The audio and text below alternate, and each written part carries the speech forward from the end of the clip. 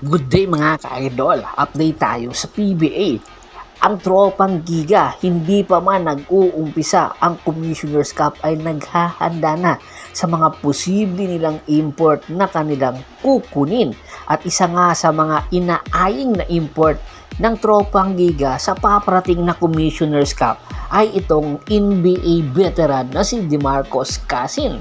Matatandaan, inanunsyo nga ni Commissioner Willie Marshall na malaki ang posibilidad na ang Commissioner's Cup ay magkakaroon ng dalawang import at magkakaroon din ng mga visiting team sa iba't ibang liga. Kaya naman magkakaroon talaga ng no height limit na import ang Commissioner's Cup, which is interested ang mga fans na mangyari ito dahil ang Pilipinas na lang ang tanging liga sa Asia na dalawa or isa lang ang import.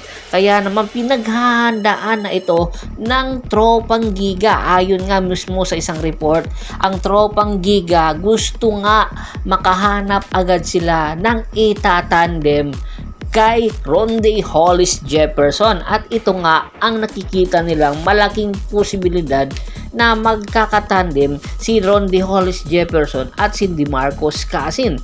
Si DeMarcus Cousins ay 33 years old na at merong height na 6'10".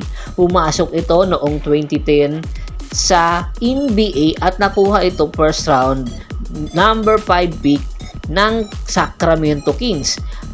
Simula noong 2018 ay iniwan nito ang Sacramento at lumipat ng Pelicans, pagkatapos lumipat ng Warriors, at pagkatapos sa Rockets, nag Clippers, at noong 2021-2022 ay lumipat ng Bucks, at noong 2022 sa Nuggets. Noong 2023 ay nag-ensayo ito sa Lakers pero hindi ito nabigyan ng slots, kaya naman naglaro ito international, at noong 2024 naglaro nga ito sa Taiwan na kung saan siya rin ang naging finals MVP at nakakuha ito ng kampyonato, at ngayon ay naglalaro ito para sa Taiwan Mustang para mag-represent sa Asia Cup. Kaya naman pagkatapos daw ng Asia Cup, kinakausap na ng management ng tropang Giga ang ability or availability ni DeMarcus Cousins sa Commissioner's Cup. Kaya aabangan natin ang mga susunod na update.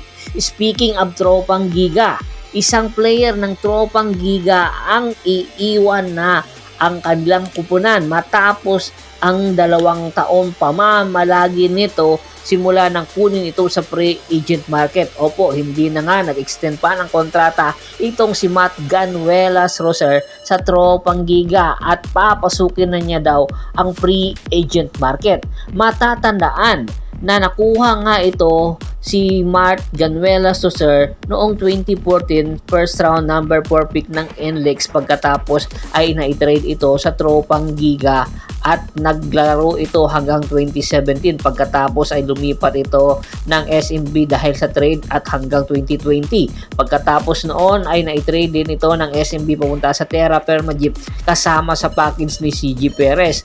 Isang season lang doon si Matt Ganuelas Roser at nang balik ito sa tropang Giga noong 2022 at hanggang ngayon 2024 nakapaglaro pa ito sa tropang Giga kasama ang kanyang nakababatang kapatid na si Brandon Ganuelas Roser. Ayon nga mismo kay Coach Jolas Lastimosa, hindi na nga pa pumirma si Matt Ganuelas Roser ng extension contract pero binigyan nila daw ito ng offer ng 2 years. Bagamat pasukin na nito ang free agent market, malaki daw ang tsansa na mapupunta ito sa Barangay Ginebra, San Miguel. Ayon nga sa isang report, dahil nga nagkakaedad na si Ganuelas Roser ay interesado ito bago pa man ito magretiro ay lilipat daw ito ng isang kupunan na posible siyang makapagkampiyon at mabigyan kahit limited minutes man lang. Hindi na nga siya pumirma sa tropang Giga dahil hindi naman ito nabibigyan ng minuto, kaya malaki ang tsansa na kay Coach Tim Con ito lalapit dahil alam niya naman ang sistema na ipinapatakbo ni Coach Tim Con, lalong-lalo na badly needed din siya ngayon ng Barangay Ginebra, San Miguel. Isa pang update para sa PBA Annual Rookie Draft matapos nga ang ilang taon paghihintay ng mga fans ng PBA ay nakapag-desisyon na nga ang much-awaited big man ng Pampanga na si Justin Baltasar na magpapadraft na nga ngayong July 14. Pag-amin pa mismo ng kanyang handler matapos ang ilang taon na pamamalagi nito sa MPBL. Isa sa mga rason kung bakit magpapadraft na si Justin Baltasar ay dahil sa Converge Fiber Xers na kung saan ito ang may-ari ng number 1 pick na paparating na PBA Annual Rookie Draft. Wala nang iba pang pipiliin ang Converge na makuha sa number 1 pick kundi si Justin Baltasar, unless kung si LeBron James ay magpapadraft, talagang kay LeBron mapupunta or si LeBron mapupunta sa Converge, pero hindi mangyayari yon, kaya si Justin Baltasar ang kukunin ng Converge para itapat sa San Miguel Bermen at kay Junmar Pajardo na alam naman natin napakatagal na ng hinihintay or paghihintay ng Converge na makakuha ng isang legitimate big man. Dahil nga sa pagtatanking ng Converge, eto na, meron ng resulta. Babawi daw ang Converge Fiber Xers sa paparating na Governor's Cup at tiyak isa na ito sa magiging championship contender ang Converge Fiber Xers, kaya aabangan natin yan.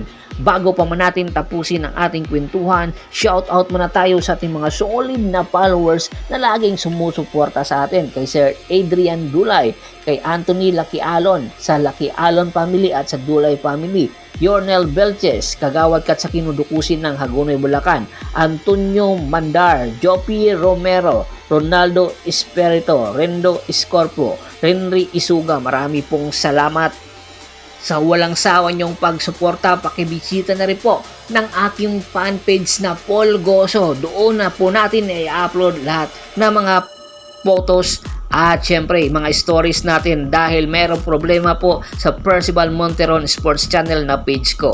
Maraming salamat po.